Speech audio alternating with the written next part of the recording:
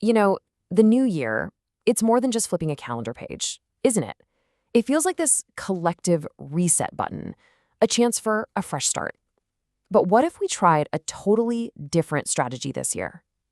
Today, we're going to dive into a really powerful way to make this year one of true transformation. Let's get into it. So, here's how we're going to break it all down. First, we'll look at New Year's resolutions in a new light. Then, we'll get into a practical toolkit for making real change. After that, we'll see how this stuff is applied to specific groups. And finally, we'll see how changing yourself connects to changing the entire world. All right, let's start at square one. When we say we want to change, what's the real challenge we're actually up against? Now, this is where it gets really interesting. The source material makes this sharp distinction. Saying goodbye to 2023? Easy. It happens whether we want it to or not. But saying goodbye to our old Sanskars, those deep ingrained habits, well, that takes some serious courage. So, what are these Sanskars exactly?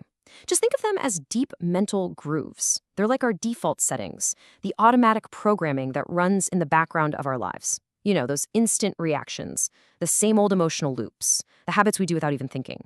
They are, basically, the old you. And this really boils down to one crucial question. It's not about just wanting to change. It's about having the guts to actually say goodbye to the parts of yourself that are holding you back. So the question for you is, do you have that courage? Okay, so if courage is the first step, what's the strategy? Let's get into the practical toolkit, the how-to for making this transformation actually happen.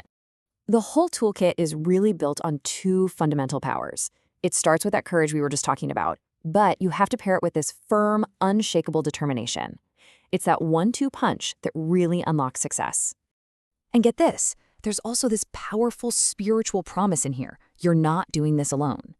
The idea is that for every single step of courage you manage to take, you get 1,000 steps of divine help in return.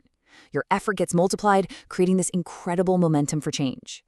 All right, the next tool is a big one. It's a total shift in your mindset. We're told to literally delete the words reasons and problems from our vocabulary. So instead of focusing on why you can't do something, you shift all your energy to becoming the living, breathing solution. And this right here points to the number one enemy of our determination, the word but. Just think about it. How often do we say, I really want to change, but... That one little word is an excuse machine. It creates a crack in our resolve and makes our courage just fizzle out. The goal is to just get rid of the but. Now let's see how all these ideas actually play out in the real world. The source gives these specific, targeted missions for different communities, which is a great way to see the theory in action. Okay, check this out. Every group gets a custom-made mission. For the daily group, the goal is to be undeniable samples of success.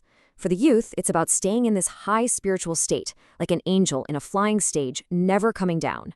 For those called double foreigners, which could mean people new to both the country and the path, the mission is to shift their energy from inner tension to mindful attention. And for the seniors, the Dadis, their job is to be a constant source of blessings for everyone. See, it's the same core ideas, just tailored for each group's situation. And these group missions aren't just random assignments. As you can see here, they're all part of a bigger connected framework. The main idea of bringing newness to your life branches out into these key principles, like determination, and then those ideas shape these very specific goals. It's all designed to work together. And that idea of everything being connected brings us to our final and, honestly, most important point. This isn't just about self-improvement. All of this personal work is directly tied to transforming the entire world around us. This is the ultimate goal right here. It's a huge shift from looking for solutions to actually being the solution. It means that in any situation, with anyone you meet, you aim to embody the answer, to be the peace, the love, or the strength that's needed in that exact moment. And here it is, the big takeaway. The logic is so simple, but it's incredibly profound. If you want to change the world, you have to start by doing the hard work of changing yourself. World transformation is just the natural result of successful self-transformation. It all starts inside our own minds and hearts. So, I'll leave you with this to think about. What's your favorite excuse? You know, that go-to reason you give for not making a change. What would it look like to finally say farewell to that reason and instead decide to become the solution you've been waiting for?